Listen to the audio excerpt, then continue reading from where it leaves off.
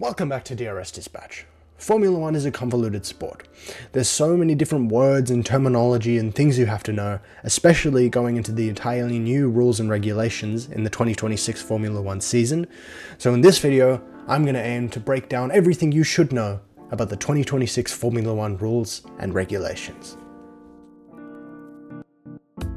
Before we introduce the 2026 rules, I want to give a rough rundown of what a Formula One car is and fundamentally what the most important parts of it are, so that we can contrast and compare how things are changing and evolving. So let's start off with each individual part of a Formula One car. We'll start with the front. The front of the car is known as the front wing. It's this basically pointy thing that leads down to the wing part of the Formula One car. Now, the wing part of the Formula One car in the 2025 regulations was changeable, but not actively. This is one thing that is fundamentally changing. Whilst driving a car, the driver can now actively change the aerodynamics of their wing as they are driving, whereas previously they had to enter the pits and then have an engineer adjust the angle of the wing depending on what they were looking for. So fundamentally in 2025, you could adjust the wing, but not really. We then go further up where we have this portion of the car. This is kind of the cockpit or the driver's area of the car, which is remaining fundamentally unchanged. It's just some difference in kind of aerodynamic parts of the car. The cars are also considerably less wide in length, so everything has been kind of squished and condensed just a little bit, including the wheels. This top little wing part that covers the wheels has now completely been removed, and the wheels are in fact they're less bulky, so they're much narrower now than they were previously. We then go to the back with the engine bay. In 2025, the Formula One cars were roughly 75% combustion, with 25% of the power being electrical. This is also fundamentally changing, with them now going into a hybrid 50-50 electrical to combustion format. We then go into the back wing. Now, if you know anything about Formula One, you'll know that for the past decade or so, there's been a system called the drag reduction system, or DRS for short, where at specific points in a lap, the car's wing was able to open, allowing for a boost of essentially straight line speed, allowing for overtaking. This system is being entirely removed going into the 2026 season. And so yeah, these are the fundamental parts that made up the 2025 Formula One car. So this is the 2026 Formula One car. This is Audi's new livery, which I will talk about on next week's episode of This Week in Formula One, so stay tuned for that. But let's get into some immediate differences. If you'll notice, the front wing is much narrower, where the wing itself has been essentially like compressed, and we have this little aerodynamical section now. To my knowledge, this is to aid with kind of aerodynamic flow off the wing. Instead of being pushed out, it's now being pushed into the car to enable less dirty air.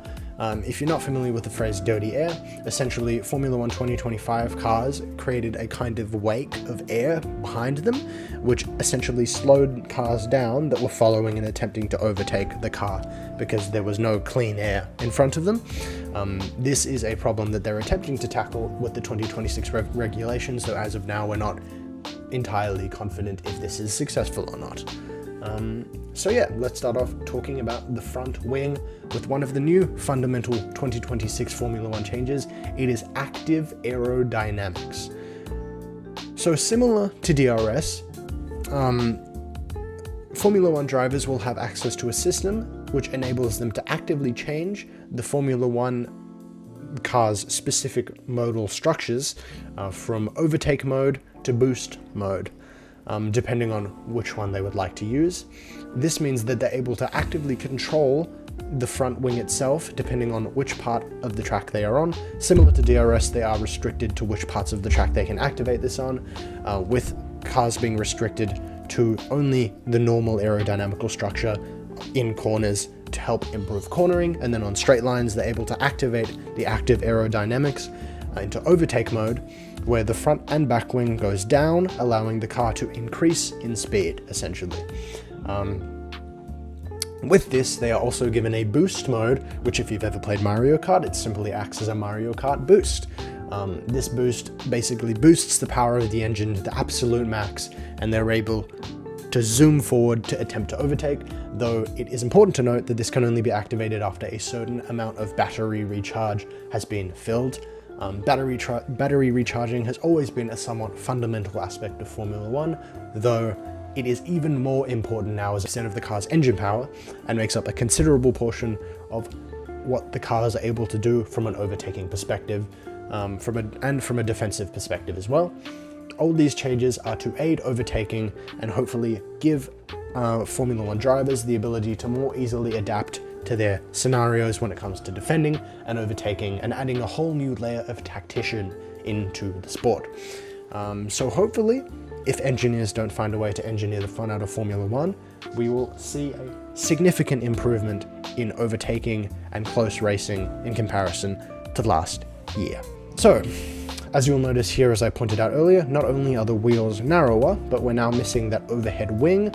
This is all again to help with aerodynamical significance, so that we're not seeing as much of a wake off the car. You'll also notice that on the side pod is the side section of the car, so this kind of area, the amount of kind of backing or the amount of like bottom area, this black area here, has been decreased. This is all to help with airflow so that it's not being shot out like a shotgun as it kind of was before. To also aid with visibility, cars have lights that will flash in low visibility on each side of the mirrors. We have the camera again, which has always been there for when you see those kind of shots of the POV of the car driving during broadcasting, that's the camera. You still have the halo, of course. The top section here has been increased in stability to be able to take, I think, 23% more load, which is all to help driver safety, which is all a massive positive. So yeah, you'll also notice the back wing has changed.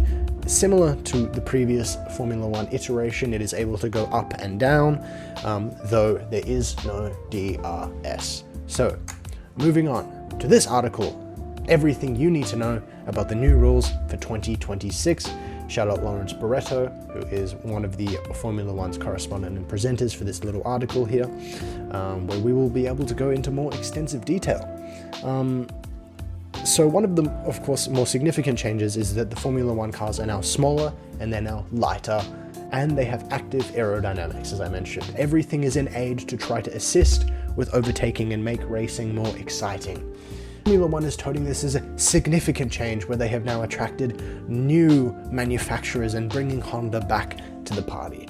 So, as he mentions here, for starter, the cars will be shorter, narrower, lighter, and nimbler.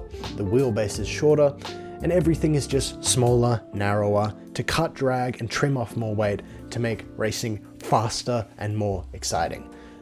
Everything in the pursuit of making it lighter. As he mentions here, there was a lot of focus in the previous regulations with intricate floor designs, and this is entirely changed. With no more long round effect tunnels, the floors are flatter with extended diffusers, which will essentially mean less downforce. Less downforce means less grip, which means that Formula 1 cars will be a lot more difficult to drive, which in general means that the drivers who have more skill and are better at controlling their cars in understeering and oversteering will be more successful, because they will have a better kind of gauge of, oh, my car's oversteering here, or my car's understeering here. Oversteering and understeering is a thing that happens when you go to turn your wheel and it either doesn't steer the car enough or it steers the car too much. But yeah, all of this changes is to fundamentally make Formula 1 more of a game of tactician and a game of skill versus a game of mechanical superiority like it historically has been.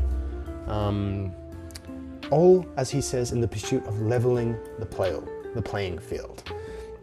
It also means that they have officially ended the complex MGU-H, which was a heat recovery system, which they claim has lacked road relevance and added unnecessary weight. Through this revamp of the power unit, they've completely scrapped this, which I don't think is a bad thing at all. They also like to have told and mentioned that Formula 1 cars will be running on sustainable fuels, with essentially, for the first time ever, they'll be running on sustainable fuel, which means that they're trying to continue their pledge for net zero emissions in Formula One, which I think is a massive positive. But yeah, again, more safety, more everything. Let's dive intricately into the boost button. As it says here, drivers can press a button at any point over the course of a lap to activate energy deployment. This will be known as the boost button. When engaged, it will trigger a change in power unit power settings, either returning to maximum power or a profile configured by the team, meaning essentially the team is able to manipulate and change this to better suit their car, which is a positive. So in theory, boost could either help defend from a car by enabling you to go faster than the car behind you, or aid a car behind you in attacking by going faster to overtake. So it's kind of a game of cat and mouse. Do you boost here to hopefully get ahead and gain a little bit of advantage, or do you wait until a specific part of the lap to boost so that the car's unable to overtake?